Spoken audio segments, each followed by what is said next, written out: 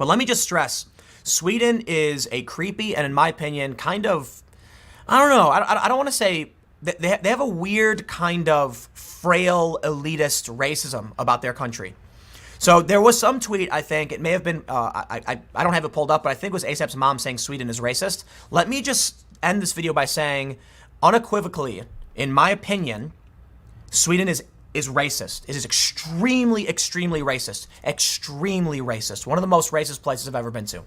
Let me explain what that means and why. I spoke with some people in Sweden who were from the US, who now lived in Sweden.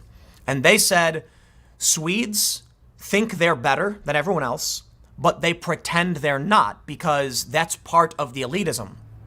So what I was told is, even if you're white, they don't want to hire you. Unless you're a national Swede, like a white Swedish-speaking individual, they discriminate against you full force. But the reason they allow the refugees in is because they want to pretend to be better than everyone else. So this is what people were telling me. And in my experience, I believe this to be the case.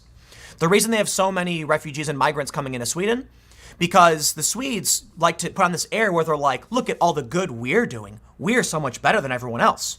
But then what happens?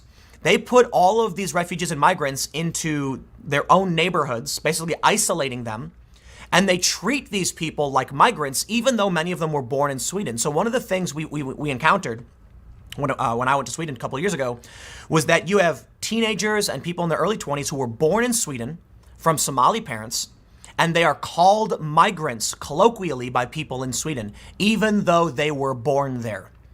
So you have these Swedes acting like they're doing this great thing, but then actually treating these people like second-class citizens.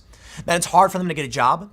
They don't integrate, they don't learn the language, and they form enclaves. And that results in a kind of a state within a state where these neighborhoods, they're like, you don't respect us, we don't respect you. Why are we going to listen to you and do what you say? Get out of here. You're not part of our community. And I don't know what you'd expect. If they can't, look, I had white people telling me, if you're not a native Swede, they won't hire you. What's going to happen with these refugees and these migrants or these kids who were born in Sweden and are discriminated against based on their race? So I got to say, that's my experience of Sweden. Look, it can be a lovely place. You can walk around, get ice cream. It's nice. But there is a creepy, creepy feeling that I got from being there based on how it's creepy how they walk in lockstep to lie and smear, at least in the US. We do see this weird, creepy behavior from journalists where they all just kind of, repeat each other's talking points without facts. We do have free speech. We do have a justice system that provides bail. And we do have an independent media to an extent that pushes back, and at least that's possible. But in Sweden, creepy place. Don't go there. Go to Norway. Norway was awesome. I love Norway. I went to Bergen.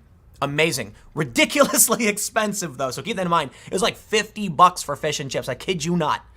But Bergen was fun. It was really cool. It didn't get dark out till I don't think it was like 11 something. It was crazy. Yeah. Anyway, I'll leave it there, man. Thanks for hanging out.